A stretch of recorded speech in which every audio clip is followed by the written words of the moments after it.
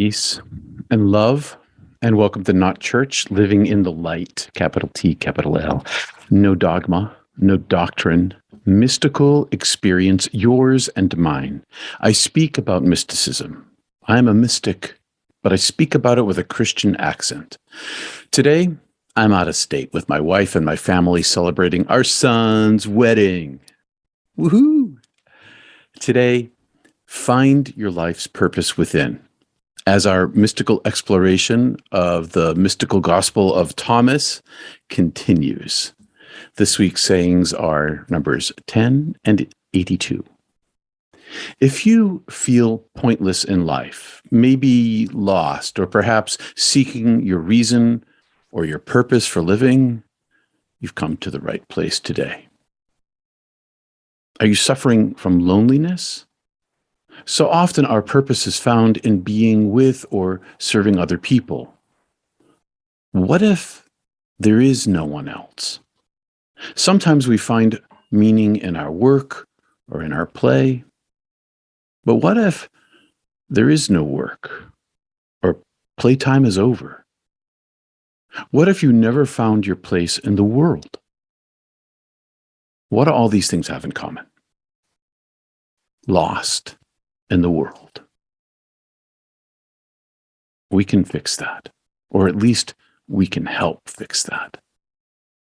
I bring good news in darkening times from the source. I'm Peter Panagore, MDiv, a near-death experiencer, ex-clergy, not a believer, but one who knows that the all-knower knows me. Love, beauty, healing, and wellness are real, with a capital R. Over there, in heaven, up there, out there, inside, over there in heaven, love and beauty, healing, and wellness are real, with a capital R. What good does that do us here? What good does that do us here? Earth hurts. Life hurts. My body suffers, as does yours, from selections among the variations of suffering the world offers. I live in the world, and I don't live in the world. Two places at once, superpositioned. I want to help you become superpositioned. I worked hard to find my balance place within. It wasn't given to me. I had a head start, I know, with the dying and the unitive state of being and the Kundalini awakening and all these things, and then the gifts that I carried back with me, for me. They gave me a head start, but they are for you too. That is the thing about mystical experience, is that it's not just a gift to us, the experiencers, it's a gift to the world in humility, in compassion, and in kindness. I can only point my finger at the moon. You have to look for yourself. The balance spot inside me saves me from me and allows me to keep a hand hold in heaven in hard times. In the Gospel of Thomas, he talks about the fire. Let's talk about fire, capital F. In Thomas, the teacher said, I have cast fire upon the world, and see, I am watching over it until it blazes. Last week we spoke about, and hopefully you may have experienced some energy transference among us all gathered together. The multiplier multiplies it when we gather together. And maybe you experienced some of that energy transference. When we gather together, especially in centered meditation, with our intention aimed at the beloved, the energy, the frequency, our frequency rises together because the divine is one. We are one. Maybe you felt it last week. Did you? Let me know. Yeshua, the other name for Jesus, another name for Jesus. Yeshua, another name for Jesus, is also an embodiment of illumination. Yeshua cast divine fire on the world. His purpose in life was channeling the divine fire, which he tended. He tended. And some could see it. He tended it until it blazed. The teacher said in Thomas 82, "Whoever is near me is near the divine fire, and whoever is far from me is far from home." Capital H. He was talking about his higher self, his highest self. When one draws near to the highest self, then the divine fire blazes up inside us. His heavenly purpose inspired his earthly purpose, his mission, and his reason for living. So I thought it was a good idea. And maybe it'll work for me. So I gave it a lifetime try. Because what's one lifetime among the many that I saw? It's not my eternal self that's here, embodied in this thing, as if this thing were real. I am embodied in this, but as if this thing were real, not so much. So I gave it a lifetime try, because it's the embodier, it's the illumination that I'm aiming for. Long view, the long, long eternal view, not the short life view, of which I'm sure that Jesus also saw. So I gave his idea a try. And what do you know? It works. The more I stoke my blaze inside myself, the hotter my inner fire becomes. The more my false self, my identity, my chaff, turns to ash, the more space it creates inside me, and the more room there is for the divine consuming fire. The more my purpose becomes oriented toward the light, which gives me strength and determination, the stronger I become in this bull shirt of a world. To quiet the negative voices in my own head, I dive inward toward the light. It's what I tell you all the time. It becomes less of a running away from my thoughts and much more a running toward the light. The longer you practice, the more that becomes true. Cling to the light. Draw close to the fire. Let it warm you, guide you, enlighten you, cleanse you, fill you, and give your life meaning on your homeward journey. When heaven becomes your aim, your single intention, and your inner home, there is nowhere that it isn't. I'm often asked, what's the purpose or meaning of life? As if I'm some kind of sage. What I know is this. Love, of course, is the human answer. The meaning of life, the meaning and purpose, and for many, the reason for living, is human love and caring. But the true answer is the light itself. What's the purpose of living? The light itself. So seek and find meaning, purpose, understanding, connectedness, healing, and your aim in the light itself. Because that's the eternal long view of what you are, of what I am. If I could give it to you, I would. I would. You have to seek it for yourself. That's just the rules. I didn't make the rules. And sometimes grace comes and pops you right open. May it come to you. Even when you think you've actually forked up your life, you can continue to find your purpose in the light itself. If you aim there, it never fails. On Easter in the Orthodox churches, there's a tall white Paschal candle, and it's lit, and then its flame is shared among the people, each illuminating the next candle to them, passing it on, passing the light. It's a ritual, and maybe you've done it in your own church. It's a ritual and a symbol expressing a truth, that light itself is one and shared among us. It's not the truth itself. The candle isn't the truth. The little flame isn't the truth.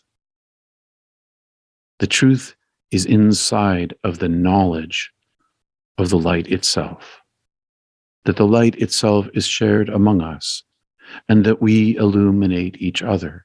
And our illumination taken together can light the world, each with our own candle of the same light. It illuminates the mind to seek and find the truth.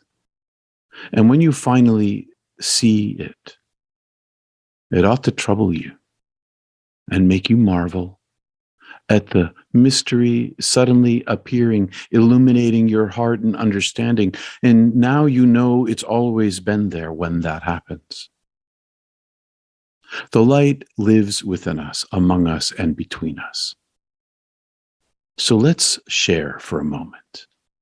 Let's practice a little centering meditation, 6 breaths total, 3 ohms, and then center in. Follow your breath into your belly, through your nose, and back out. Use a mantra, a chant, or a prayer word. Mine is Jesus. Pick one you like. Love. It doesn't have to be religious, could be Allah. We'll talk more in a moment.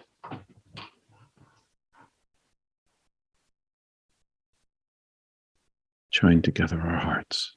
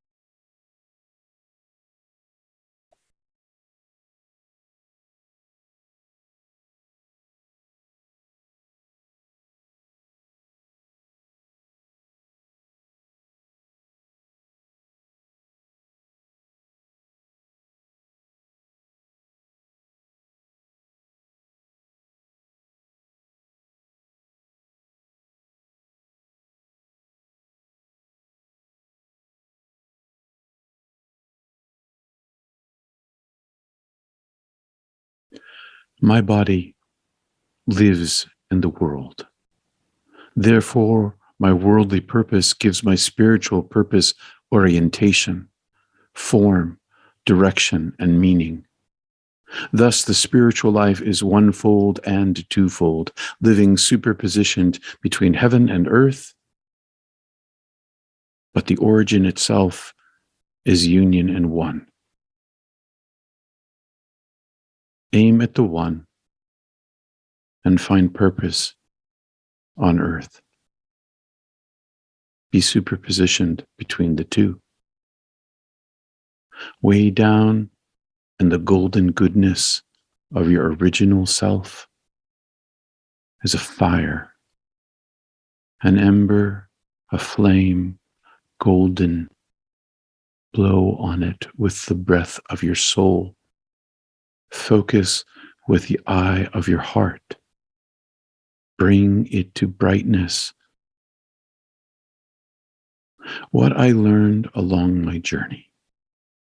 After I came back to life the first time, the world felt like heavy grade sandpaper on me, scratching everywhere it touched, drawing blood, and infections made me ill. So I turned inside, my despair and despondency making me seek the very one at whom I nursed a righteous anger, as the one who told me that I would not live my life and sent me back to the sandpaper world. I asked for it, I know, but I didn't like it.